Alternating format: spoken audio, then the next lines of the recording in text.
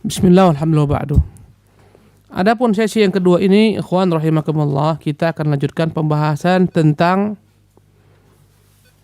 kalimat yang kedua. Kalimat apa? Kalimat wa asyhadu anna Muhammadan Rasulullah. Tadi telah saya sebutkan di pangkal kajian bahwasanya ada dua pertanyaan yang terjawab. Pertama, madza ajabtum madza kuntum ta'budun. Yang pertama, apa yang kalian sembah? Ya kan? Apa yang kedua? Madza ajabtum al-mursalin. Bagaimana kalian menjawab dakwahnya para nabi rasul? Tayyib. Para ikhwan dimuliakan oleh Allah Subhanahu wa taala, kalau saya bertanya kepada antum semua, siapa di antara antum yang tidak cinta kepada Allah? Angkat tangannya. Siapa yang enggak cinta kepada Allah? Siapa yang cinta Allah? Sahih? Benar? Masya Allah. Alangkah mudahnya orang mengatakan saya cinta Allah Subhanahu wa taala. Mudah. Ya, tidak akan ada orang dalam hatinya ada keimanan orang Islam ketika dikatakan antum benci Allah. Oh, enggak, saya cinta Allah Subhanahu wa taala. Tetapi Allah Subhanahu wa taala telah menjadikan standar kebenaran orang-orang yang mendakwakan dia mencintai Allah Subhanahu wa taala. Ya. Allah Subhanahu wa taala menyebutkan dalam Al-Qur'anul Karim tentang standar atau barometer yang dijadikan sebagai benar tidaknya dakwaan orang mencintai Allah Subhanahu wa taala. Ya. Dalam firman-Nya Allah mengatakan, "Qul in kuntum tuhibbunallaha fattabi'uni yuhibbukumullah." Dalam surah Al-Imran ayat 31. Allah mengatakan, "Qul," katakan Muhammad, "in kuntum tuhibbunallaha." Andai kata kalian mengaku cinta kepada Allah, fattabi'uni. Ikutilah saya. Siapa saya di sini? Rasulullah SAW. Yuhibbukumullahu. Allah akan mencintai kalian. Wa yaghfir lakum dzunubakum. Dan akan mengampuni bagi kalian dosa-dosa kalian. Wallahu ghafurun rahim. Dan Allah maha pengampun lagi maha penyayang. Jadi standar kebenaran dakwaan seorang mencintai Allah Subhanahu wa taala ketika memang dia benar-benar mampu mengikuti siapa? Rasulullah sallallahu alaihi wasallam. Ayat ini para ulama mengatakan ini adalah merupakan ayatul mihnah. Artinya ayat ujian. Maka siapapun yang mengaku saya cinta kepada Allah Subhanahu wa taala, lihat bagaimana cara beragamanya. Siapa yang dia ikuti? Andai kata dia mengikuti Rasulullah SAW dalam segala hal. Dalam akidahnya, akidah Rasulullah dia lakukan, yang dia yakini. Dalam ibadahnya adalah cara beribadah Rasulullah SAW yang dia kerjakan. Dalam cara muamalahnya, ternyata cara muamalah Rasulullah dalam berjual beli, dalam bertransaksi, dalam berkata-kata, dalam berjanji, ya. Dalam akhlaknya, akhlak Rasulullah SAW dia lakukan. Maka benar sempurnalah kecintaannya kepada Allah Subhanahu wa taala. Subhanallah. Maka ikhwannya rahimakumullah, siapapun juga yang antum melihat ya dia mengatakan cinta kepada Allah Subhanahu wa taala tetapi tidak mengikuti Rasulullah SAW, bahkan buat cara beragama yang baru, dia tidak cinta Allah Subhanahu wa taala. Ya.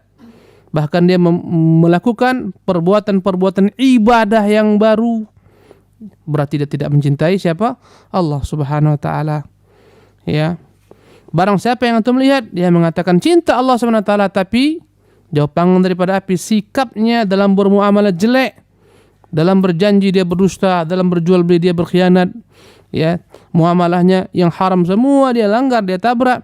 Ini menunjukkan lemahnya kecintaannya kepada Allah Subhanahu wa taala. Ya. Maka ikhwanya rahimakumullah, penyair Arab mengatakan kullun yadda'i waslan bi Laila. Setiap orang mengaku pacarnya Laila.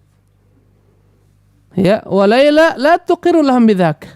Sementara Laila mengatakan saya enggak kenal sama abang itu, saya enggak kenal sama mas itu. Setiap orang mengaku ini saya pacarnya Laila loh mas. Laila terkenal kecantikannya. Subhanallah. Semuanya mengaku cinta Laila. Semua mengaku pacarnya Laila, tapi Laila la tuqiru lahum bidzaka. tidak pernah mengakui apa-apa yang mereka dakwakan. Maka setiap orang yang mendakwakan saya cinta kepada Allah Subhanahu wa taala, lihatlah bagaimana jejaknya dalam beragama, cara siapa yang dia ikuti. Ya, dalam beribadah, dalam bermuamalah, dalam berakidah, semuanya kita harus mengacu kepada Rasulullah sallallahu alaihi wasallam. Ya, Allah mengatakan laqad kana lakum fi Rasulillahi uswatun hasanah.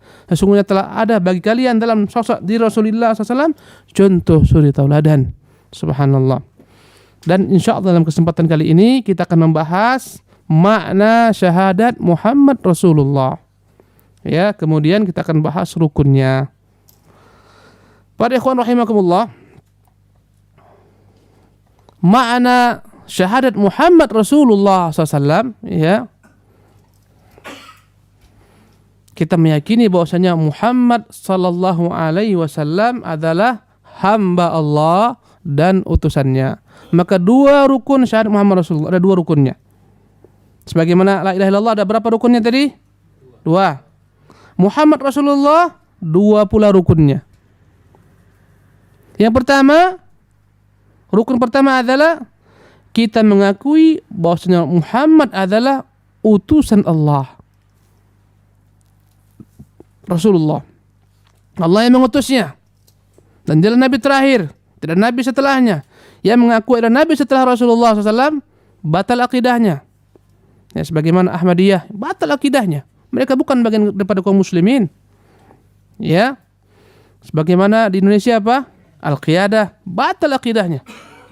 Ya, yang mengaku ada Nabi setelah Rasulullah, batal akidahnya. Ya, karena kita meyakini perkataan Nabi SAW, ana khatamun nabiyyin la nabiyya ba'di. Saya ini penutup para nabi, enggak ada nabi setelah saya.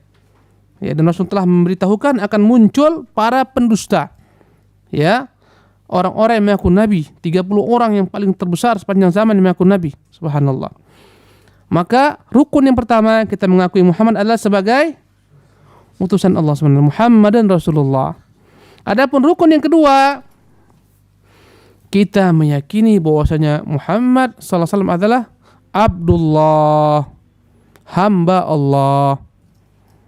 Yang pertama apa? Sebagai Rasulullah. Yang kedua sebagai hamba Allah. Muncul pertanyaan sebagaimana tadi, Ustaz, untuk apa kita harus sibuk-sibuk membagi-bagi Muhammad Rasulullah, Muhammad Abdullah? Untuk apa? Omongan antum itu untuk apa tujuannya? Untuk apa kita hafal-hafalkan seperti ini? Andai kata kita nggak hafal, apa kita masuk neraka? Bukan seperti itu. Antum harus paham. Kedua rukun ini memiliki konsekuensi. Ya. Apa tadi yang pertama? Ulangi lagi. Muhammad adalah sebagai utusan Allah SWT. Ketika antum meyakini Muhammad adalah utusan Allah SWT, konsekuensinya wajib kita mengikuti Nabi yang mulia sallallahu alaihi wasallam dalam agama ini. Dalam syariatnya, tidak melecehkan syariatnya, tidak merendahkan syariatnya dengan mengatakan, ini kan hukum berlaku untuk masa telah lalu, sekarang nggak up to date lagi nih. Apa-apa yang dibawa Rasulullah SAW itu nggak layak diterapkan sekarang. Ini kan beda zaman, Ustaz. Dulu nggak ada pesawat, nggak ada komuter, sekarang ada internet. Berbeda tentunya, nggak bisa diterapkan hukum Islam sekarang. Ini perkataan yang batil. Subhanallah. Ya. Tatkala kita mengakui Muhammad adalah sebagai Rasulullah SAW, maka kita wajib memulangkan segala perkara agama kita kepada Rasulullah SAW. Dan perkara-perkara dunia pun harus dalam panduan Rasulullah SAW. Allahu Akbar. Dan perkataan kita Muhammad Rasulullah SAW ini, ya, keyakinan kita Muhammad adalah merupakan Rasulullah SAW, kita dapat mengetahui kesalahan sebagian orang-orang yang mengatasnamakan Islam, yang melecehkan Rasulullah SAW, melecehkan syariatnya, seperti orang-orang liberal, iyadzan billah. Orang-orang liberal melecehkan Rasulullah SAW, melecehkan syariat Rasulullah SAW, berusaha mengamurkan akidah Rasulullah SAW, menyamakan syariat Rasul dengan syariat lainnya dan seterusnya. Ya, ini konsekuensi mengucapkan Muhammad Rasulullah SAW. Berarti kita harus mengikuti siapa? Beliau dalam segala hal. Andai kata selain Rasulullah SAW, ya, tidak ada kewajiban kita mengikuti manusia manapun selain Rasulullah SAW. Sampai orang terdekat dengan Rasulullah seperti siapa? Abu Bakar. Seperti siapa? Umar radhiyallahu anhu. Subhanallah. Ketika Abu Bakar, ketika masa Umar dan Utsman, mereka melarang mengerjakan haji tamattu dengan ijtihad mereka. Ya, karena ijtihad Umar, haji tamattu itu enggak dibuat oleh Rasulullah SAW, enggak baik dia. Ya, dia berijtihad melarang haji tamattu. Demikian juga pada masa Utsman. Ketika itu berkatalah Abdullah bin Mas'ud radhiyallahu anhu, haji tamattu ini adalah merupakan perkara yang dibolehkan Rasulullah SAW. Ya, subhanallah. Kata murid-muridnya, wahai guru kami, bukankah Abu Umar melarang demikian? Bukankah Abu Bakar melarang demikian? Maka ketika itu berkatalah Abdullah bin Mas'ud, ya, hampir-hampir kalian dihujani Allah dari langit dengan batu-batuan. Aku mengatakan berkata Rasulullah, kalian mengatakan berkata Abu Bakar dan Umar. Subhanallah. Allahu Akbar.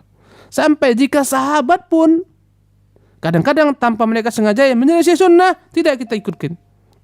Imam Bukhari menyebutkan dalam sahihnya, ketika Abdullah bin Umar tawaf dengan Muawiyah bin Abi Sufyan, Muawiyah mengusap semua sudut, padahal dalam panduan manasik Rasulullah dia hanya mengusap 2 sudut. Pertama rukun, yang kedua Hajarul Aswad. Ketika itu Muawiyah mengusap, diingkari oleh Abdullah bin Umar. Kata Abdullah bin Umar, Rasulullah tidak mengusap. Berkata Muawiyah, bukankah Ka'bah ini semuanya enggak layak untuk kita tinggalkan, ya? Ya, semuanya mengandung keberkahan. Berkata ketika Ibnu Umar, laqad kana lakum fi Rasulillah uswatun hasanah.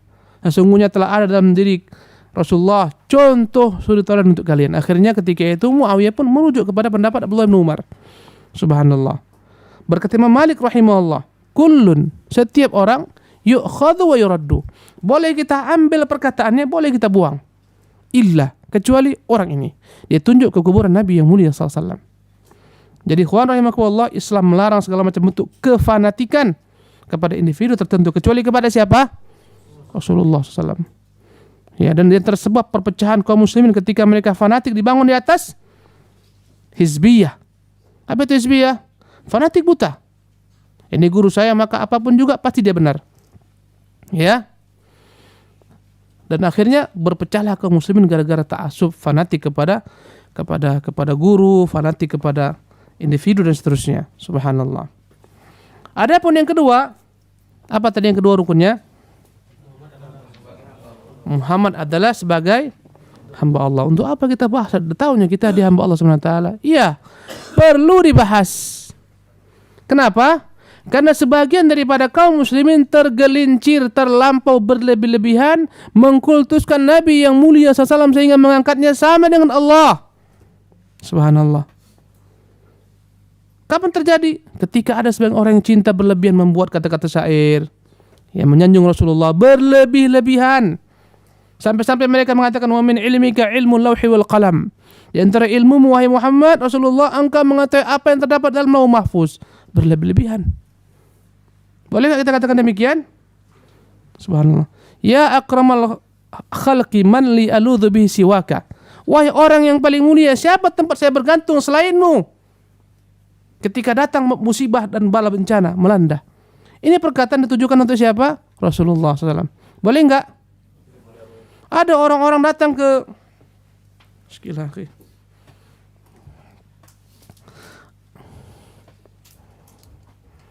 ada orang-orang yang datang yakni ke Madinah Rasulullah SAW untuk melihat. Sebagian daripada mereka ya berusaha untuk mencapai kuburan Rasulullah, dinding kuburan Rasulullah SAW. Dan kita melihat adanya pengamanan daripada polisi-polisi, diamankan, dihalau mereka keluar. Tapi antum melihat sebagian kaum muslimin yang dihalau keluar dari Masjid Nabawi, ini arah kiblat kemari, contohnya arah kiblat kemari, kuburan Nabi di sini, arah kemari. Kemudian dia keluar ke sana, dia berdoa bukan ke arah kiblat, tapi dia berdoa menghadapkan doanya kepada Rasulullah SAW. Ya, ini adalah perkara yang menyelisihi agama, karena Muhammad adalah Abdullah, hamba Allah SWT. Dan Rasulullah berusaha menutup semua pintu-pintu kerusakan, kesyirikan yang berdampak membuat seorang keluar daripada Islam dalam bentuk mengkultuskan Rasulullah SAW. Berkata Rasulullah, la tatruni kama atatin nasara al-masih ibn Maryam, innama ana Abdullah wa rasuluh. Faqulu Abdullah wa rasuluh. Kama qala sallallahu, berkata Rasulullah, janganlah kalian mengkultuskan saya sebagaimana orang-orang Nasara mengkultuskan siapa? Isa bin Maryam. Sesungguhnya saya adalah merupakan hamba Allah dan Rasulnya. Ada seorang perempuan dan dia adalah budak.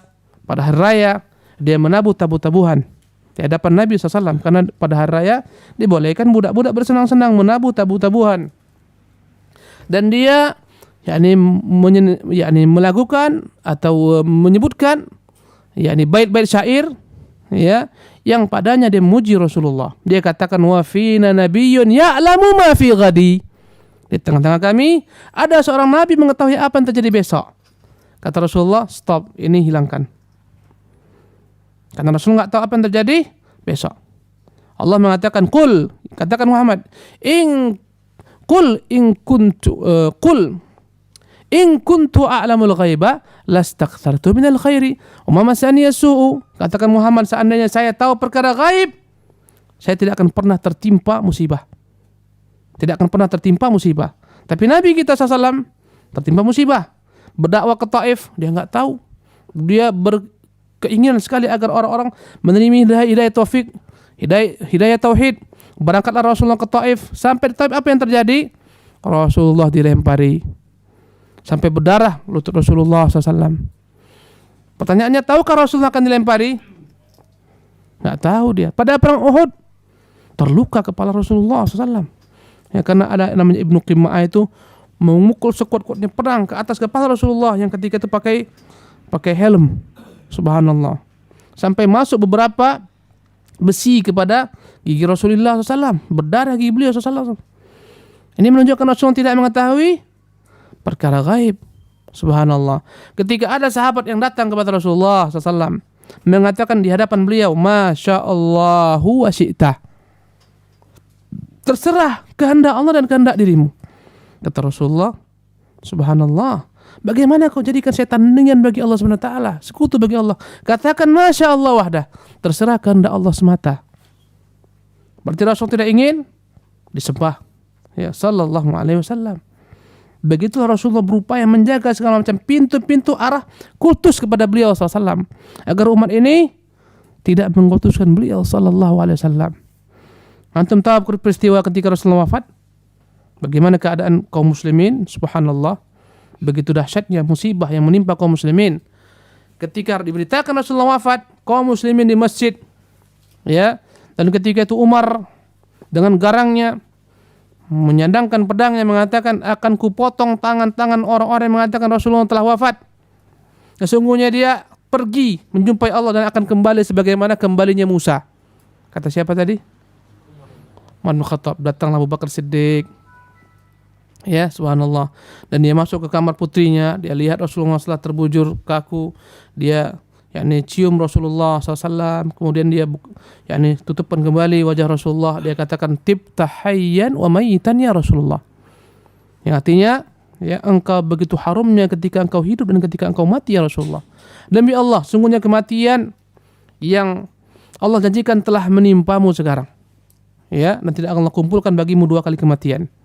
Setelah itu dia pun keluar. Dia katakan, diamlah wahai Umar. Umar tidak peduli, tetap bicara jalan ke sana sini.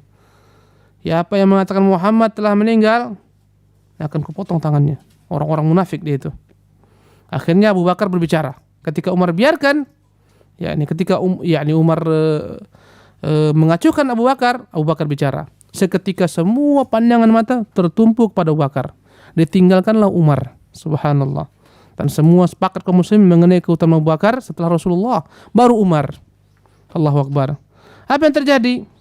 Ketika itu Abu Bakar mengatakan perkataan yang membuat mereka semua subhanallah terkesima. Berkata Abu Bakar Siddiq radhiyallahu ta'ala anhu ardhah, "Man kana ya'budu Muhammadan fa inna Muhammadan qad mat." Barang siapa yang menyembah Muhammad, ini Muhammad telah meninggal. Sembahlah dia.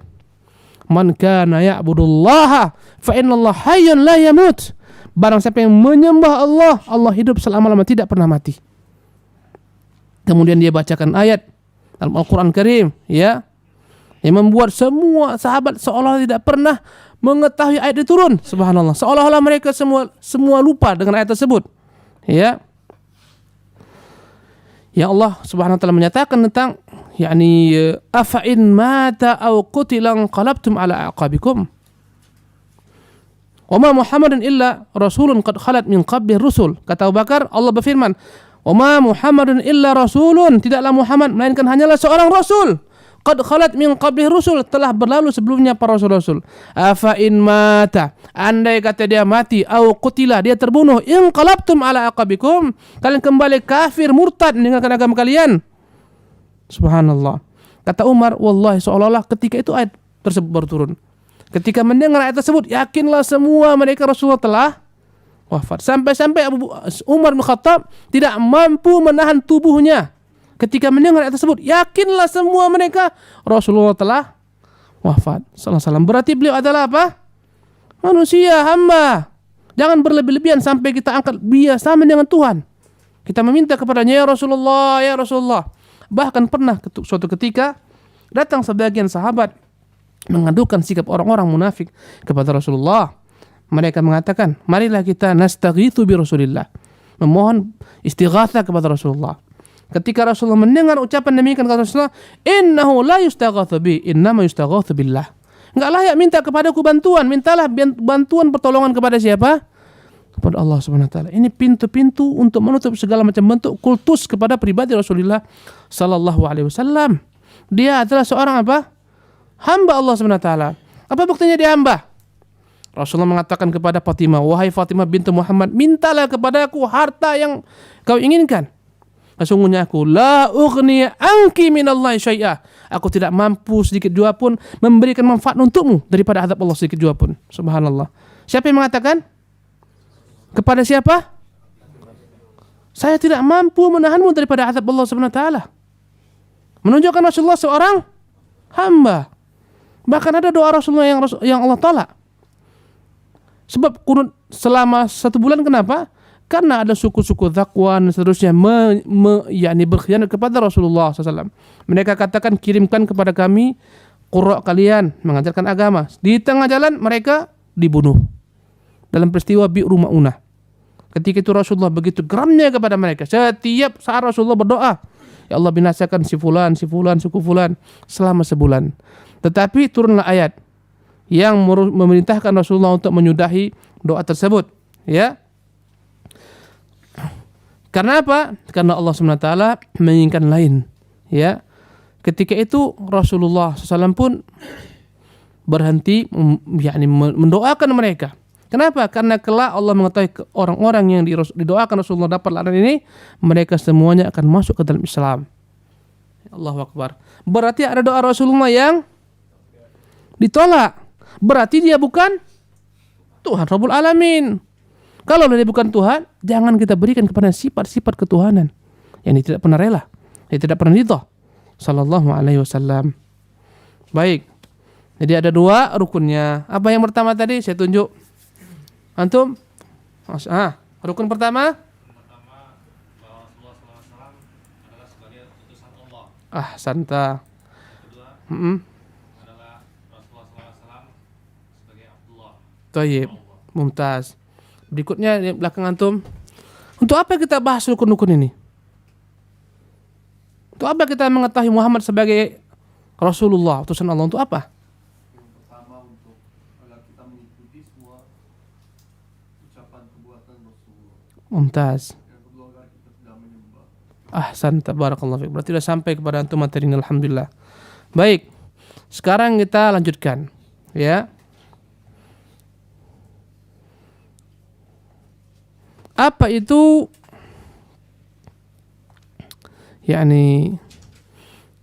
syarat-syarat seseorang itu akan dikatakan benar mengikuti Muhammad sebagai Rasulnya yang mulia sallallahu alaihi wasallam.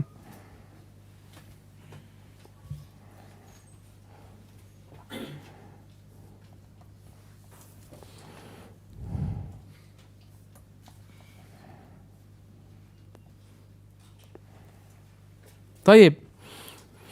Adapun syarat-syarat benarnya dakwaan seorang ketika mengatakan Muhammad adalah Rasulullah SAW. Pertama, ya, mengakui dan membenarkan risalahnya dalam hati kita. Yang pertama, tasdiqu. At-tasdiq, meyakini, mengakui dalam hati kita bahwasanya dia benar-benar utusan Allah Subhanahu wa taala.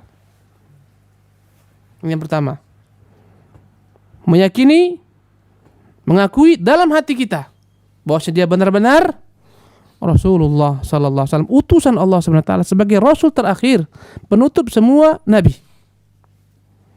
Jadi yang pertama mengakui kerasulan beliau. Yang kedua, mengikrarkan persaksian tersebut dengan lisan, dengan mengatakan Muhammadun Rasulullah. Enggak cukup hanya sekedar pengakuan dalam hati, harus diucapkan dengan lisan. Andai kata ada orang yang mengatakan, saya Ustaz yakin dengan la ilaha illallah, saya benar-benar saya mengucapkan la ilaha illallah, kita katakan baik, tapi enggak sempurna, harus ucapan yang kedua, Muhammad Rasul. Oh, saya enggak ucapkan ini. Diterima enggak keislamannya? Tidak. Karena Islam ini datang melalui perantara Rasulullah sallallahu alaihi wasallam. Yang ketiga adalah mengikuti petunjuk Nabi sallallahu alaihi wasallam dengan mengamalkan perintah-perintahnya dan menjauhi larangan-larangannya. Subhanallah. Jadi yang pertama dengan hati, yang kedua dengan lisan, yang ketiga dengan seluruh anggota tubuh kita mengikuti beliau SAW. Dia perintahkan sholat, kita pergi sholat. Ya, kata Rasul, "Shallu kama ra'aitumuni usalli." Salatlah kalian sebagaimana kalian melihat saya sholat. Berarti kita berupaya mengikuti beliau sholat. Bagaimana sholat Rasulullah? Baca hadis-hadisnya, bagaimana kaifiatnya, bagaimana rukuknya, bagaimana sujudnya, bagaimana bacaannya. Subhanallah. Ya, ketika beliau melarang kita daripada perbuatan-perbuatan maksiat, kita berusaha menghindarinya. Sallallahu alaihi wasallam. Jadi ini adalah merupakan syarat yang ketiga. Ya, membenarkan mengikuti petunjuk Nabi SAW, mengikuti petunjuk beliau dan mengamalkan perintah-perintah beliau serta menjauhi larangan-larangan beliau. Yang keempat, subhanallah, membenarkan apapun yang diberitakan Nabi yang mulia sallallahu alaihi wasallam. Apa yang keempat? Membenarkan apapun yang diberitakan oleh Rasulullah sallallahu alaihi wasallam. Ya, baik yang berkaitan dengan perkara ibadah, perkara-perkara berita-berita tentang nabi-nabi yang terlebih dahulu sebelum beliau sallallahu alaihi wasallam, berita tentang perkara-perkara yang akan terjadi sebelum hari kiamat, semuanya wajib kita benarkan. Dia bicara akan keluar Dajjal, kita benarkan. Ada orang yang mengatakan Dajjal itu nggak ada, itu Dajjal. Dajjal itu adalah simbol-simbol kejahatan. Dajjal itu Amerika. Subhanallah, ini penyimpangan. Dia mengatakan akan keluar Ya'juj Ma'juj, kita benarkan. Dia mengatakan akan keluar dari bumi ini kelak binatang melata yang akan membedakan antara mukmin dan kafir, yang berbicara kepada manusia, kita benarkan. Dia yang mengatakan kalau lalat masuk ke dalam bejana kita, celupkan, kemudian campakkan dan jangan dibuang air yang ada padanya. Kita benarkan. Ketika dia mengatakan satu sayap mengandung bakteri, yang lain sebagai penawar, kita benarkan. Ya, dia berbicara kelak akan, sebelum kiamat akan terjadi kebakaran besar. Ya, di negeri Yaman dari Qa'ar Aden, dari lembah di Aden akan menggiring manusia ke mahsyar mereka ke negeri Syam. Kita benarkan. Apapun yang beritakan kepada kita, jika melalui jalur hadis yang sahih, walaupun bertentangan dengan akal kita, maka yang kita pertanyakan adalah akal kita yang lemah. Bukan Rasulullah berdusta SAW, tidak. Ketika dia mengatakan sebelum kiamat akan terjadi peperangan besar antara kaum muslimin dan orang-orang Yahudi, dan semua orang Yahudi berlari ke sana kemari, bersembunyi, setiap tempat mereka bersembunyi, semuanya berkata, wahai Abdullah, di belakangku Yahudi bunuh. Semuanya berbicara, kecuali satu pohon, namanya pohon Gharqad. Hadis ini sahih, berarti kita benarkan. Subhanallah. Ya. Oleh karena itu, tidak akanlah benar kesaksian seorang Muhammad Rasulullah SAW sampai dia membenarkan apapun yang datang dari Nabi yang mulia sallallahu alaihi wasallam. Ya, tentang berita-berita perkara-perkara ya gaib yang telah terjadi ataupun yang akan datang. Berapa udah? Keempat. Yang kelima, mencintai beliau, ya, melebihi cinta kita kepada diri kita sendiri, daripada orang tua kita, daripada anak-anak kita, dan dari seluruh manusia. Subhanallah.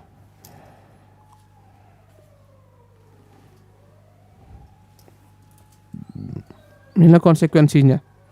Anda mengatakan Muhammad Rasulullah, akan benar ucapan Anda ketika Anda benar-benar menjadikan Nabi orang yang paling Anda cintai dalam hidup Anda. Subhanallah.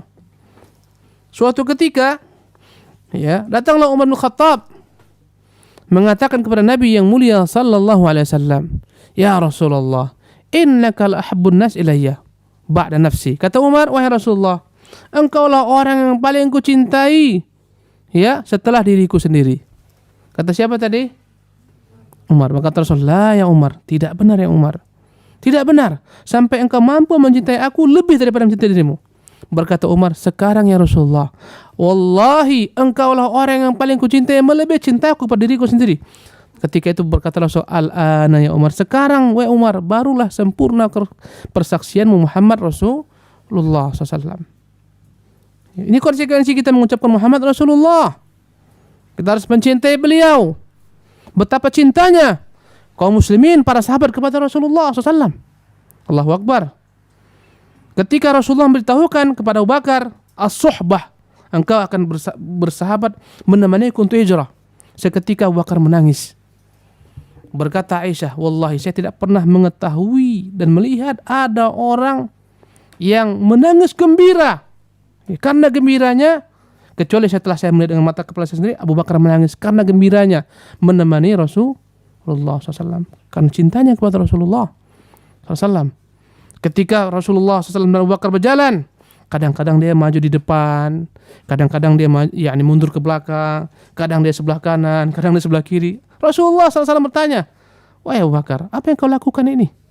"Ya Rasulullah, kadang-kadang aku berpikir musuh datang dari depan, dia akan memanahmu. Ketika itu aku maju ke depan, akan aku menjadi perisaimu. Kadang-kadang aku khawatir musuh dari belakang, maka aku pun lari ke belakang." Subhanallah. Cintanya Abu Bakar kepada Rasulullah sallallahu alaihi wasallam. Begitulah para sahabat-sahabat. Datang Umar mengatakan, ya Rasulullah, ku sedekahkan kepadamu setengah daripada hartaku. Dan Umar mengatakan sebelumnya, hari ini aku akan mengalahkan Abu Bakar Siddiq. Ya, datanglah dia katakan, setengah hartaku ya Rasulullah ku sedekahkan, gunakan untuk agama Allah SWT. Kemudian datanglah Abu Bakar mengatakan, ya Rasulullah, semua hartaku ku sedekahkan untukmu, untuk kepentingan dakwah, untuk kepentingan berperang. Subhanallah. Ya, berkata Rasulullah, ya Abu Bakar, apa yang kau tinggalkan untuk keluargamu? Dia katakan, ku tinggalkan untuk mereka Allah dan Rasulnya. Subhanallah. Betapa cintanya mereka kepada sahabat, betapa cintanya para sahabat kepada Rasulullah SAW. Ada seorang perempuan Ansar pada perang Uhud, terbunuh sebagian besar sahabat-sahabat Rasulullah SAW. 70 orang terbunuh. Dan perempuan ini bapaknya terbunuh, suaminya terbunuh, saudaranya terbunuh. Ya, dia di pintu kota Madinah bertanya, "Madza fa'ala bi Rasulillah?" Bagaimana dengan Rasulullah SAW? Orang-orang mengatakan, suamimu terbunuh. Dia mengatakan, bagaimana dengan Rasulullah SAW? Datang lagi orang mengatakan, ayahmu terbunuh. Dia bertanya, bagaimana dengan Rasulullah SAW? Kata lagi orang-orang, sesungguhnya saudaramu pun terbunuh. Dia mengatakan, bagaimana dengan Rasulullah SAW? Maka berkata para sahabat, Rasulullah dalam keadaan segar bugar sebagaimana kau inginkan. Dia katakan, alhamdulillah, segala macam musibah jika Rasulullah SAW aman dan damai selamat, semuanya akan menjadi ringan di sisiku. Allahu Akbar. Cintanya mereka kepada siapa? Rasulullah sallallahu alaihi wasallam. Kalau kita lihat, subhanallah, bagaimana cinta sahabat kepada Rasulullah. Pada perang Uhud ketika orang-orang berlari, sebagian Ansar benar-benar menjadi perisai Rasulullah SAW. Di depan Rasulullah penuh mereka dengan panah-panah, yakni anak-anak panah yang menembus tubuh mereka demi Rasulullah sallallahu alaihi wasallam. Dahsyat kecintaan mereka kepada Rasulullah SAW. Semuanya mereka. Bahkan sampai-sampai orang-orang yakni kepala-kepala suku Quraisy yang dahulu membenci Rasulullah pun begitu cintanya kepada Rasulullah karena akhlak beliau. Ya, seperti Uyainah bin Hisn mengatakan, dulu Muhammad orang yang paling kubenci, tapi dia terus berbuat kebaikan kepadaku. Dia beri, sampai akhirnya menjadi orang yang paling kucintai dalam hidupku. Subhanallah. Kalaupun para sahabat begitu mencintai Rasulullah SAW, ternyata bukan hanya sahabat. Subhanallah. Bahkan benda-benda mati pun mencintai Rasulullah SAW. Berkata Rasulullah kepada gunung Uhud, "Hadzal jabal yuhibbuna wa nuhibbu." Gunung ini, gunung Uhud, mencintai kita dan kita pun mencintainya. Kadang kita bertanya, apakah benda mati seperti ini bisa mencintai? Kita katakan ya, kenapa tidak? Allah berkuasa membuat dia mencintai. Benda mati yang pernah Rasulullah SAW yakni berupa mimbar, yang dahulu kala mimbar Rasulullah di atas tunggul kurma. Disitulah Rasul naik di atas mimbar. Di sana Rasulullah menyampaikan khutbahnya, pidatonya kepada sahabat. Datang seorang perempuan Ansar mengatakan, ya Rasulullah, saya punya budak ahli bertukang. Bagaimana jika kami buatkan untuk anda mimbar yang lebih baik? Ya, kata Rasulullah, buatlah. Kemudian dibuat. Ketika Rasulullah tinggalkan mimbar tersebut yang lama, seketika mimbar tersebut nangis. Seluruh sahabat mendengar tangisannya. Subhanallah. Rasul datang membujuknya bagaikan membujuk anak kecil. Semuanya mendengar. Subhanallah. Dan berkata para ulama, kalaulah benda mati mencintai Rasulullah seperti ini, ya, begitu mereka merasa keberatan ditinggalkan Rasulullah SAW, bagaimana yang kita orang-orang beriman mencintai Rasulullah SAW? Berkata Anas, wallahi tidak pernah ada dalam dunia ini hari yang paling terang benderang kecuali ketika Rasulullah SAW datang ke kota Madinah. Subhanallah. Semuanya berubah keberkahan Rasulullah. Dan demi Allah, tidak pernah ada hari yang paling gelap gulita kecuali hari meninggalnya Rasulullah SAW. Sampai Anas berkata, kami semua nggak sadar ketika menguburkan Rasulullah SAW. Kami nggak sampai hati menguburkan beliau SAW. Nggak tahu apa yang telah kami lakukan. Subhanallah. Maka hukumnya wajib bagi setiap orang beriman mencintai siapa? Rasulullah SAW. Siapa pun menghujat Rasulullah akan berhadapan dengan kita. Tentunya kita adalah merupakan umat Muhammad SAW. Ya, siapapun yang menghujat Rasulullah berhadapan dengan kaum muslimin. Ya, tapi tatkala Rasulullah SAW telah meninggal, saat beliau telah terkubur, bagaimana cinta kita salurkan kepada sosok Rasulullah SAW? Apa yang kita lakukan? Kita berupaya mengamalkan sunnah beliau Sallallahu Alaihi Wasallam. Bagaimana supaya kita kenal sunnah beliau? Belajar. Antum di sini belajar, beli buku sirah bagaimana kehidupan Rasulullah SAW, beli buku-buku hadis Sahih Bukhari, Sahih Muslim, bagaimana kehidupan Rasulullah dalam bermuamalah, dalam segala hal dengan istrinya, baca, pelajari. Dengan itu antum akan mengetahui inilah idola antum, Rasulullah SAW. Ya, dengan itu antum semakin cinta kepada Rasulullah Sallallahu Alaihi Wasallam. Allahu Akbar. Betapa semua manusia selamat dengan Rasulullah SAW. Ya, Allahu Akbar. Makanya Allah mengatakan, wa ma arsalnaka illa rahmatan lil alamin. Tidaklah kami mengirim Muhammad kecuali sebagai rahmat untuk alam semesta. Setiap nabi sebelum kita, umat yang menentang apa? Allah binasakan. Ya kan? Setiap umat yang menustakan nabinya Allah binasakan. Semuanya, umat Nabi Nuh, umat Nabi Lut, umat Nabi Syuaib, umat Nabi Saleh. Tapi Rasulullah, orang-orang kafir yang hidup di masa Rasulullah, yang menentang Rasulullah, Allah berikan mereka tangguh. Tidak, Allah binasakan semua mereka. Sampai saat ini, antum lihat ini masyarakat kufar, semua mereka aman karena siapa? Wallahi karena Rasulullah SAW. Allahu Akbar. Ya, sampai-sampai hewan pun mengadu kepada Rasulullah SAW.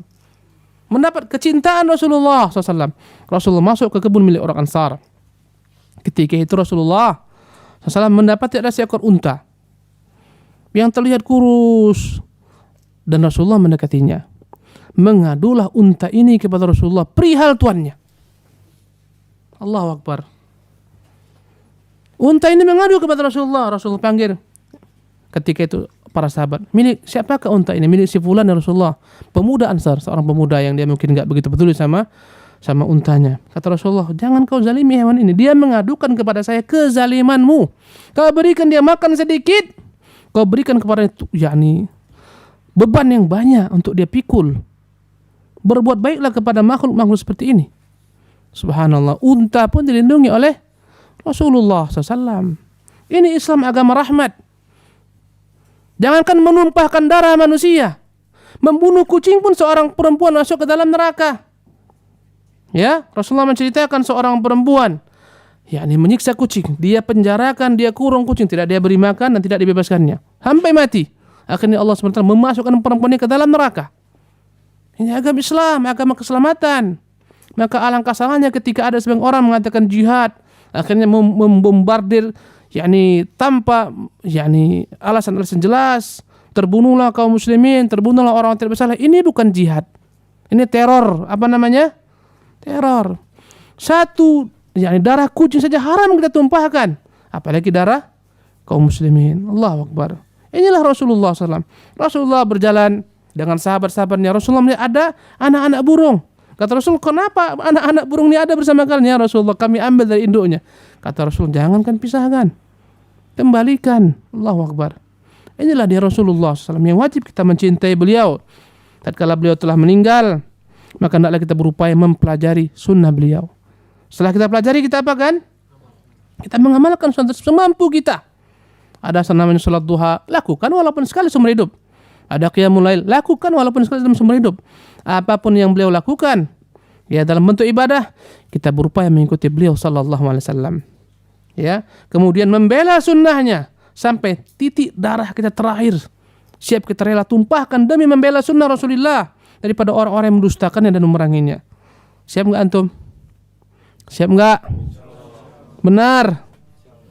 Subhanallah. Baru benar tanda kecintaan kita. Kemudian yang berikut yang terakhir, mendahulukan perkataan beliau, ya, daripada segala perkataan manusia manapun jua. Subhanallah.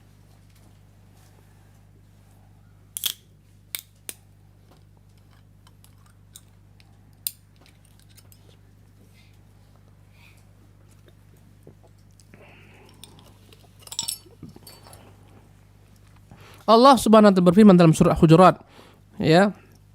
Allah mengatakan, ya ayyuhalladzina amanu la tuqaddimu baina yadayillahi wa rasulih.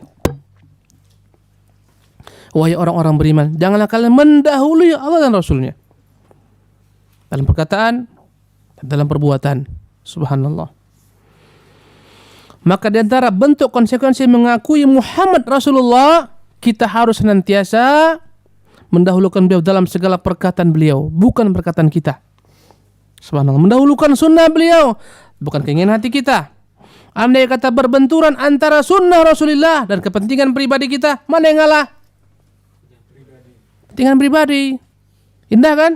Indah. Tapi dalam pengamalan sehari-hari kadang-kadang sunnah, sunnah ini kan alah, mundur dulu lah. Bahaya saya nggak dapat kerja ini, mumpung ada kerjaan. Subhanallah. Wajib hukumnya mendahulukan sunnah Rasulullah daripada kepentingan pribadi kita, hawa nafsu kita. Subhanallah. Mendahulukan perkataan daripada perkataan manusia manapun jua. Allahu Akbar. Ketika beliau mengatakan kullu bid'atin dhalalah, setiap bid'ah sesat, kita bilang enggak lah, ada bid'ah yang baik, bid'ah hasanah. Ya. Ini kan kata ulama kita, ada bid'ah hasanah. Kita katakan subhanallah. Bagaimana kebenturan perkataan Rasulullah dan perkataan ulama? Subhanallah. Maka wajib bagi setiap orang muslim, orang mukmin, mendahulukan perkataan Rasulullah daripada perkataan dirinya. Ya, sunnah Rasul daripada keinginan dirinya. Subhanallah. Dan inilah ciri-ciri benarnya yakni persaksian seorang Muhammad Rasulullah sallallahu alaihi wasallam. Kemudian ditambahkan yang terakhir. Yang terakhir adalah jangan sampai kita menyembah Allah Subhanahu wa taala kecuali dengan syariat beliau. Jangan sampai kita beribadah kecuali dengan cara beliau. Subhanallah. Ada orang-orang haji, saya teringat ya, kalau musim haji ketika tawaf wada, ada sebagian orang yang dia ketika meninggalkan Ka'bah, selesai tawaf nih 7 kali terakhir, mereka keluar dari Masjidil Haram dalam keadaan jalan mundur. Kayak mobil jalan mundur. Alangkah baiknya kalau mereka pakai kaca ini kan, spion. Subhanallah. Ya ada sebagian orang berkelompok mereka jalan mundur. Kita katakan, kenapa mundur? Gak boleh kita membelakangi Ka'bah. Subhanallah. Kita katakan Rasulullah SAW orang yang paling tahu memuliakan Ka'bah. Ketika dia keluar, gak ada keluar sebagaimana antum keluar. Subhanallah. Ini adalah sikap yang berlebihan dalam beragama. Subhanallah. Yang berbahaya. Sebagian jamaah haji dari negerinya masing-masing telah menyiapkan batu untuk melontar jumrah. Batunya dicuci, dikasih parfum, disimpan dalam kain putih dan seterusnya. Ini berlebih-lebihan. Ya, bukan ini yang Rasulullah inginkan dalam agama. Agama ini mudah. Subhanallah. Dan dalam agama ini, ya, kita wajib senantiasa mengikuti Rasulullah SAW dalam cara beribadah kita. Tetapi dengan ketentuan tidak mengkultuskan Rasulullah SAW sehingga mengangkat beliau lebih daripada porsi beliau sebagai Rasul. Bahkan disamakan dengan Tuhan Rabbul Alamin. Ini yang dilarang. Subhanallah. Kalaulah antum tahu sebab penyimpangan dalam agama ini terjadi disebabkan karena sifat ekstrim, ghulu, berlebih-lebihan dalam mengkultuskan orang-orang saleh. Karena itulah Nabi berusaha umat ini selamat. Kalau saya boleh tanya, di antara antum, pada masa siapa awal kesyirikan terjadi di dunia ini? Kapan kesyirikan terjadi pertama kali dalam dunia ini? Pada masa Nabi Nuh. Antara Nuh dan Rasul dan Adam, seluruhnya selamat, akidahnya selamat, beragama tauhid.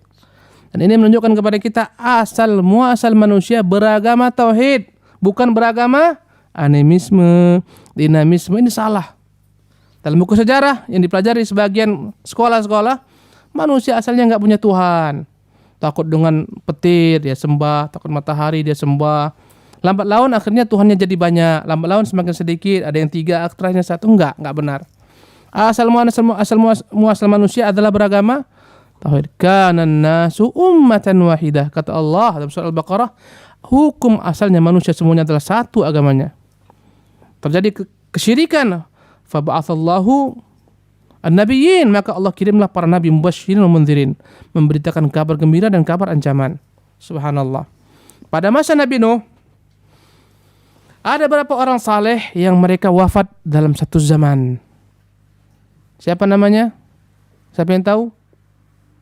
Wad, Suwa, Yaghuth, Ya'uq, Nasr. Ini 5 orang saleh pada masa Nabi Nuh. Mereka lah kepala-kepala sukunya. Mereka lah penghulu-penghulunya. Mereka lah orang-orang yang dimuliakan di kaumnya. Mereka lah para da'i-da'inya. Mereka lah ustadznya. Mereka lah kiainya. Mereka lah contoh suri teladan. Meninggallah mereka semuanya. Ya. Dan ini menunjukkan musibah ketika meninggalnya orang berilmu.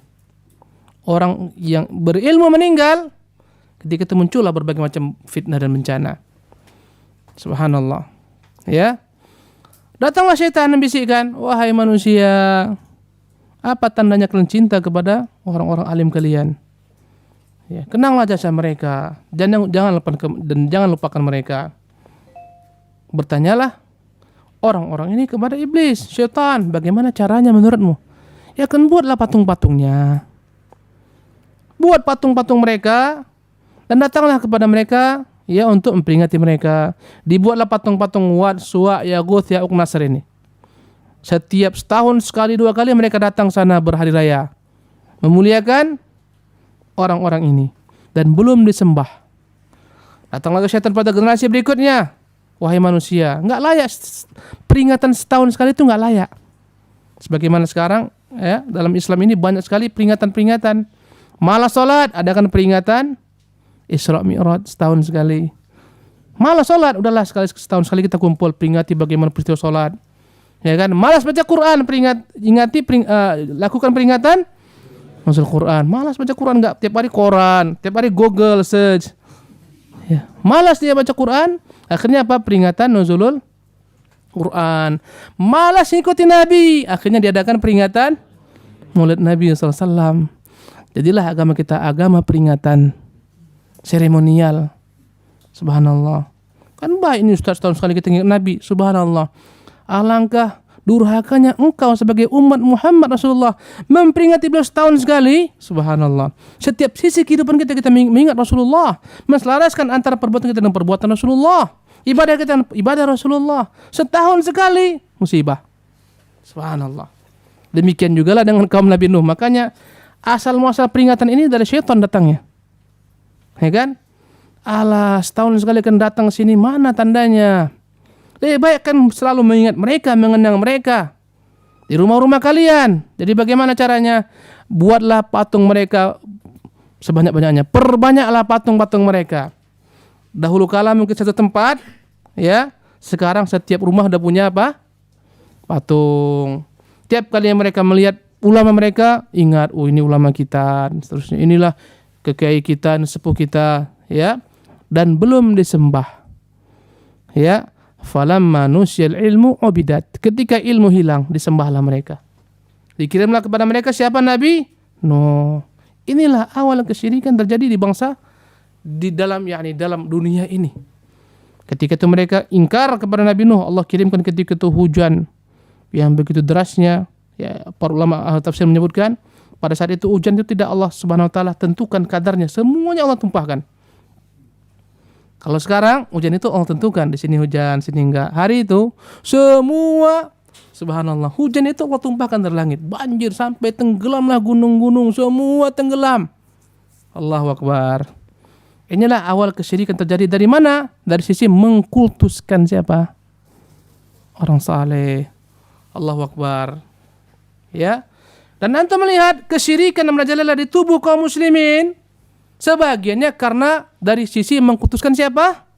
Orang saleh.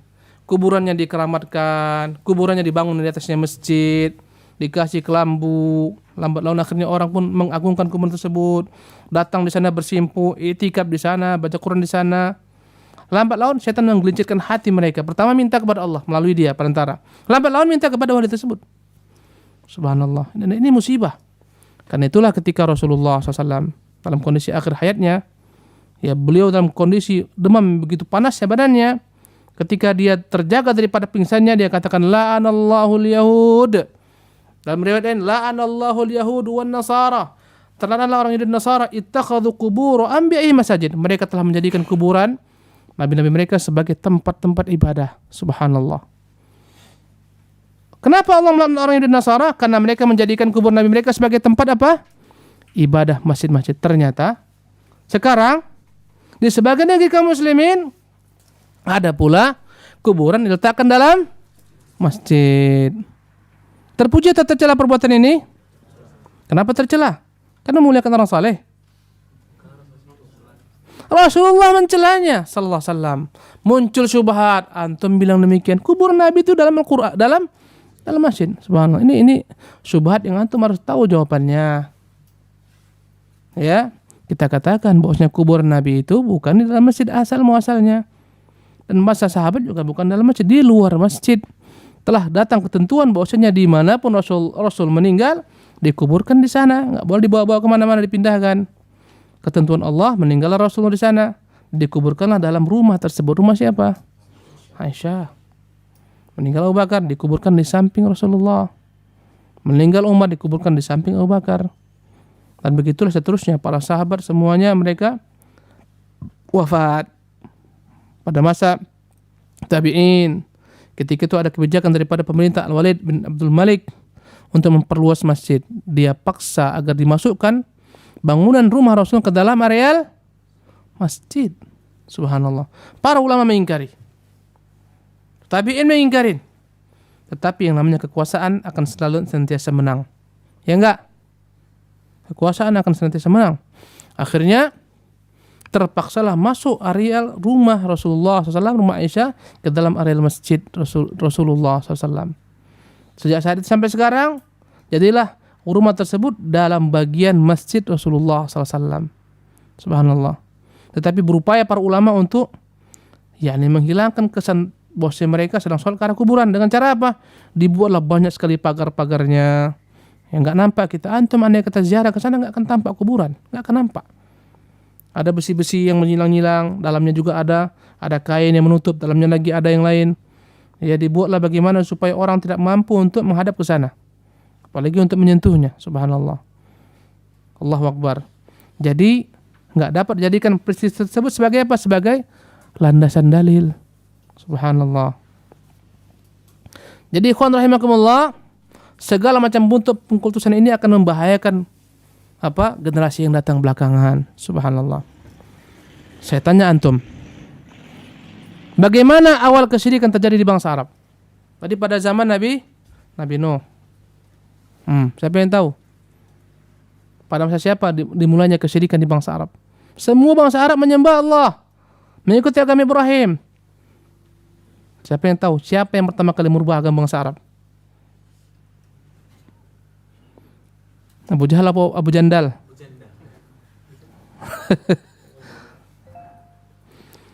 Yang pertama kali merusak agama bangsa Arab namanya Amr bin Luhai dari suku Khuza'ah, Al-Khuza'i.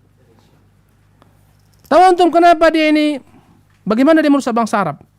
Dia orang yang ditaati oleh kaumnya. Bangsa Arab mentaatinya.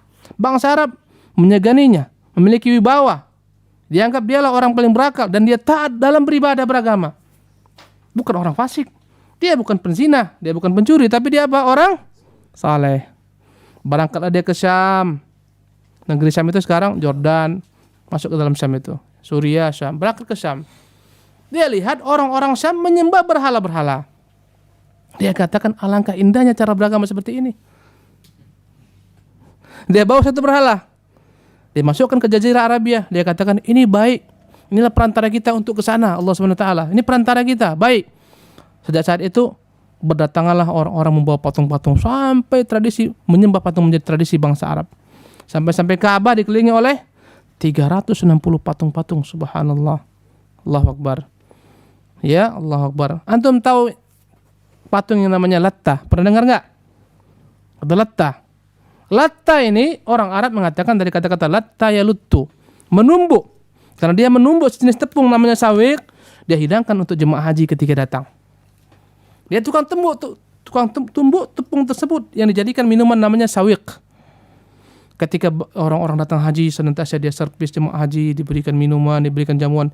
Karena kesalehannya ketika dia meninggal, kebaikannya, dibuatlah patungnya. Patung apa namanya? Latta, dan dipujalah. Subhanallah.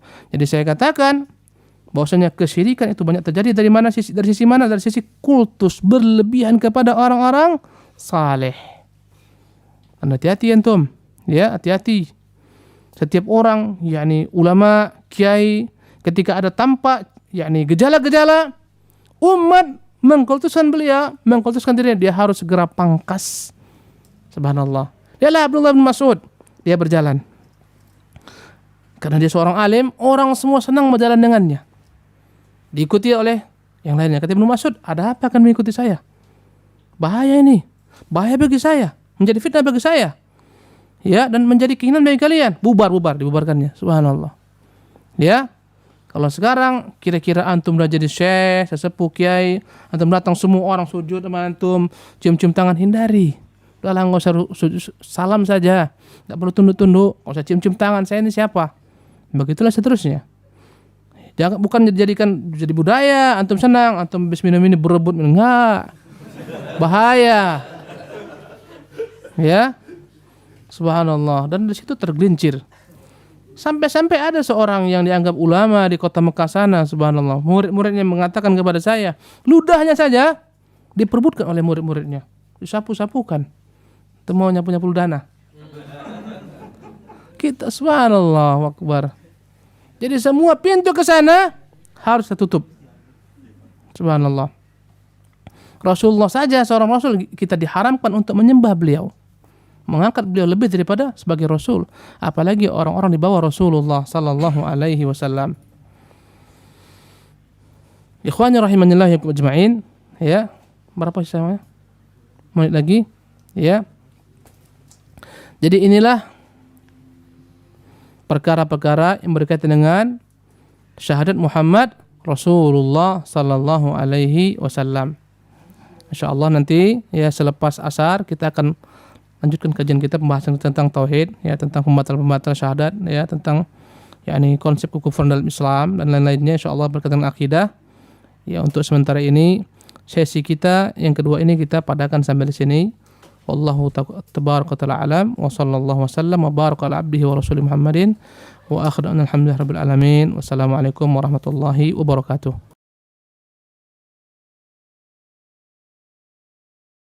Ustadz, mohon penjelasannya mengenai keyakinan sebagian kaum muslimin bahwa alam semesta diciptakan dari nur Muhammad. Jazakumullah khairan.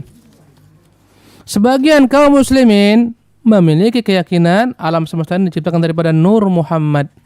Ya, mereka sebut dengan nama Nur Muhammadi. Ya. Tapi kita katakan bahwasanya hal ini hanyalah disebutkan dalam riwayat-riwayat tanpa sanad. Ungkapan ini pertama kali diucapkan yang disebutkan dalam kitab namanya Al-Musannaf yang ditulis oleh Imam Abdul Razak As-San'ani rahimahullah. Tanpa sanad. Tahu antum sanad? Tanpa ada rantaian dari si fulan, enggak ada sanadnya. Andai kata ada berita datang, dari mana berita ini? Misalnya, nanti mengatakan bahwasanya akan datang kemari SBY sekarang.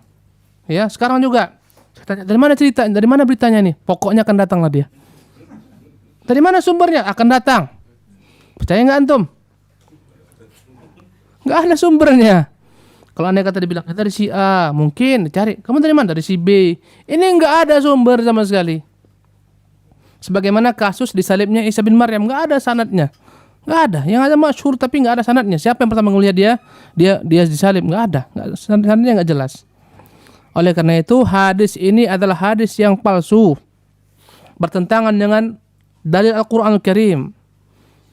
Ya, manusia dari apa diciptakan? Min ma'in mahin, dari air yang hina.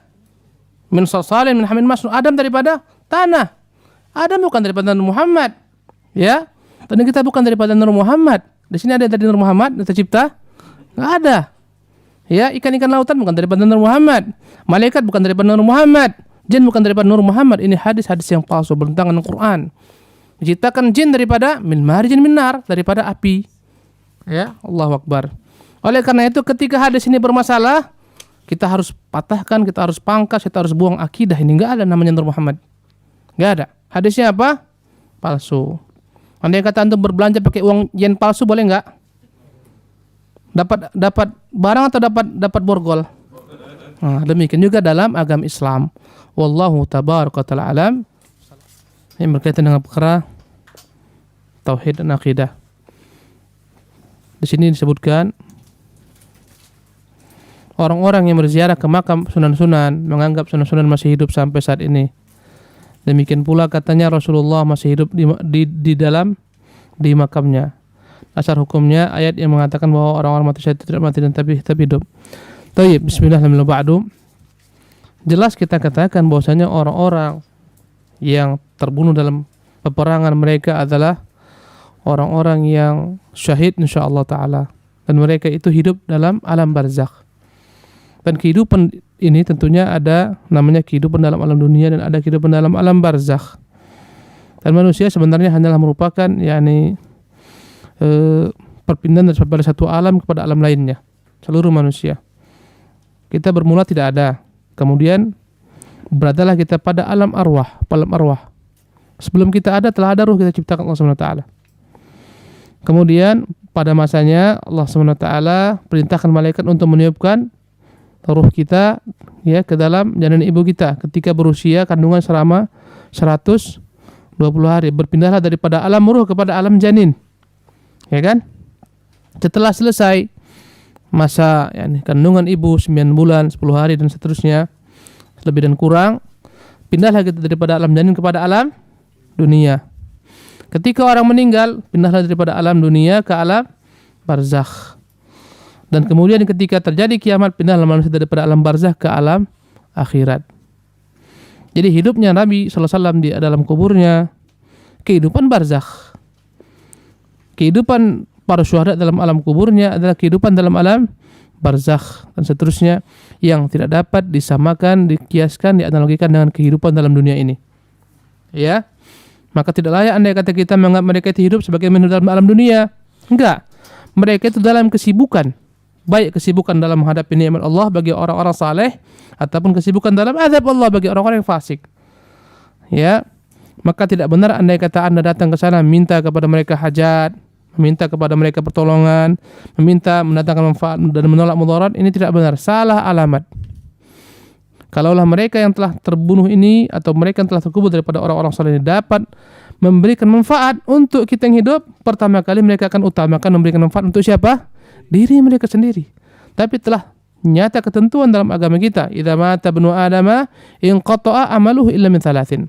Andai kata anak Adam telah wafat, terputuslah semua amalannya kecuali 3.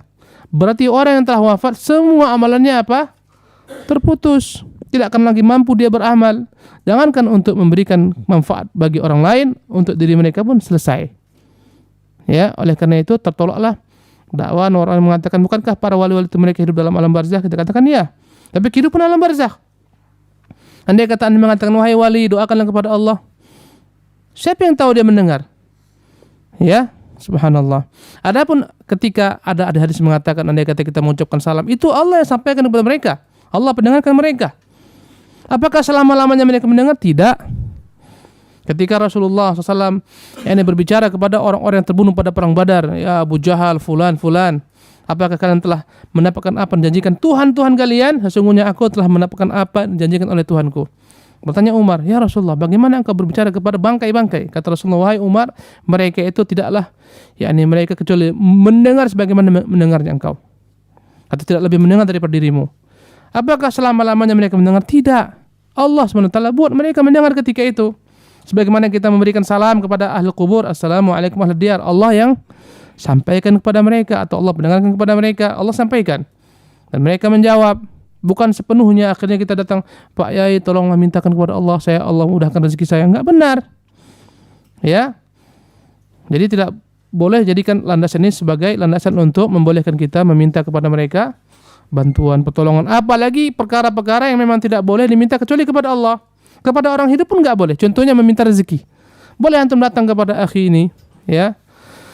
Antum katakan, akhi tolonglah saya murahkan rezeki saya. Boleh enggak? Layak enggak? Enggak layak. Ya, ini perkara-perkara yang hanya Allah SWT. Antum datang kepada saudara antum, akhi kunta, tolonglah mudahkanlah supaya saya dapat jodoh. Bisa enggak? Enggak bisa. Kepada orang hidup aja enggak boleh.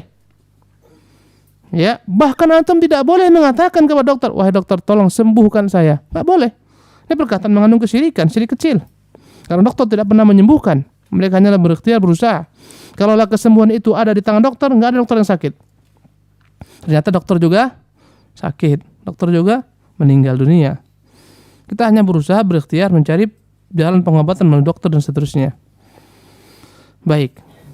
Kemudian soal berikutnya, apakah menjadikan hadis sebagai guyonan, humor, sebagai bentuk kekufuran juga? Iya, nanti akan dibahas. Ya. Setelah pelakunya bersyariat kembali, beristighfar. Andai kata seorang muslim, beristighfar dia. Nanti kita akan bahas insyaallah. Bagaimana suatu batasan amalan dikatakan bid'ah atau tidak?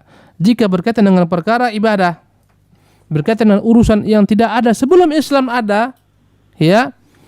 Contohnya salat. Sebelum Rasulullah menjadi Rasul ada enggak salat seperti sekarang? Enggak ada. Berarti ini apa? Ibadah. Kaifiatnya ibadah. Jangan ditambah, jangan dikurangi. Segala sesuatu yang berkaitan dengan perkara-perkara yang baru ada setelah Islam datang, itu perkara ibadah. Yang tidak bisa menerima kreasi. Ya. Tetapi suatu perkara yang telah ada sebelum Rasulullah ada, ini disebut perkara apa? Perkara muamalah. Contohnya menikah. Sebelum Nabi SAW menjadi Nabi, orang telah menikah. Sebelum Rasulullah SAW menjadi Nabi, orang telah berjual beli. Sebelum Rasulullah menjadi Nabi, orang telah mengangkat kepemimpinan. Ini perkara-perkara yang digolongkan ke dalam bentuk apa? Perkara-perkara bukan ibadah. Walaupun juga ada katanya dengan ibadah jika diiringi dengan niat. Ya, jual beli perkara ibadah atau bukan? Perkara hukum asalnya perkara muamalah yang telah ada sebelum Islam. Tapi ketika orang memasang niat di sana, jadilah jual beli yang asal muasalnya mubah menjadi ibadah. Ketika dia enggak menzalimi orang, dia ingin membantu orang, menjadi ibadah dia. Jadi perkara-perkara duniawi bisa menjadi unsur ibadah jika diiringi dengan Niat yang benar. Kita menikah. Kenapa kamu menikah? Karena saya ingin memperbanyak umat Muhammad SAW. Saya ingin mengamalkan hadis Nabi SAW, mengamalkan sunnah Nabi SAW. Dengan niatnya menjadi pahala. Kenapa engkau bekerja? Dengan saya bekerja, saya akan menafkahi diri saya, anak saya, keluarga saya, tidak bergantung kepada manusia, tidak minta-minta, saya bisa pergi haji. Ini semuanya akan menjadi nilai ibadah. Tetapi perkara-perkara seperti ini ya digolongkan ke dalam perkara-perkara yang sifatnya adalah yakni asal muasalnya bukan ibadah, tapi dengan niat bisa menjadi ibadah. Jadi bid'ah itu akan terlarang dan terjadi dalam perkara-perkara apa? Ibadah yang hanya ada setelah Rasulullah menjadi Nabi SAW. Ya, contohnya zakat. Ada panduannya. 40 ekor kambing keluarkan 1. Ya, 85 gram emas keluarkan 2,5 gram emas. Maka jangan ditambah-tambahin. Jangan dikurang-kurangin. Tiap kali antum gajian keluarkan zakatnya. Dari mana dasarnya? Ini ibadah. Ya, yang disebut dengan zakat apa? Profesi. Dari mana dasarnya? Kalau dia mengatakan wa atu haqqahu ya mahsadi, berikanlah haknya ketika dia panen. Kita katakan itu untuk apa? Zakat tanam-tanaman. Ya, dikiaskan Ustaz, enggak bisa dikias-kiaskan, ini perkara ibadah. Andai kata yang gajinya tiap minggu dia keluarkan 2,5%. Andai kata yang tiap hari ngambil gaji, kan ada kan? Kerja di warung tiap hari sore. Mana batasannya? Enggak ada. Ini perkara ibadah, jangan dikarang-karang. Jangan ditambah, jangan dikurang-kurangi. Itulah batasannya. Paham insyaallah? Terakhir untuk tanya jawabnya. Jika seorang makmum masbuk dalam kondisi safar, ini pertanyaan mengenai masalah fikih, mengikuti sholat asar di belakang imam yang mukim dan hanya mendapatkan 1 rakaat saja, haruskah dia menambah 1 rakaat saja qashar atau disempurnakan 3 rakaat lagi? Wajib dia sempurnakan. Antum musafir nih, dapat 1 rakaat. Ya. Setelah salam antum wajib sempurnakan, jika itu asar tambah 3 rakaat lagi. Kenapa? Karena imam itu dijadikan ya untuk diikuti. Ya, berkata Rasulullah inna maju'il imamu liutamma bih, sesungguhnya menjadikan untuk diikuti. Ya. Tetapi dalam perkara kebalikannya, yang menjadi imam itu seorang musafir 2 rakaat dan mukim. Sementara dalam agama kita qashar itu hanya dibolehkan untuk orang musafir. Fa idza darabtum fil ardi falaysa 'alaikum junahun an taqsuru minas salati. Andai katakan musafir tidak mengapa untuk mendekkan salat, berarti dia berkaitan dengan musafir. Kalau imam yakni mengerjakan 2 rakaat qashar, antum harus mengerjakan 4 rakaat sempurna. Karena itu hanya boleh untuk siapa? Bukan antum katakan kan diperintahkan untuk ikuti imam. Iya. Dalam perkara-perkara Rasulullah SAW perintahkan, tapi dalam perkara qashar tidak. Ketika Rasul salat di Mekah 2 rakaat, dia katakan atimmu fa inna qaum musafar, sempurnakan kami sedang musafir. Paham antum? Baik. Ini terakhir, Ustaz mohon nasihat untuk kami yang tinggal di Jepang. Wajib antum banyak-banyak belajar, menimba ilmu agama. Gak bisa mendatangi kajian, dengarkan. Masya Allah sekarang banyak radio-radio, banyak televisi-televisi sunnah. Ya, antum dengar kajian-kajian para sahabat kita. Kemudian berusaha untuk merekatkan ukhuwah sama antum. Usahakan entah minimal entah sebulan sekali antum kumpul-kumpul. Ada yang paling alim, dia ngajari antum baca Quran dan seterusnya. Walaupun dia nggak alim-alim kali, sekedar bisa untuk mengajarkan antum meluluskan bacaan, bagus. Ini untuk menjalin ukhuwah, ya. Dan andai kata antum selesai hajatnya di sini, balik ke negeri antum. Nggak usah lama-lama di sini, ya.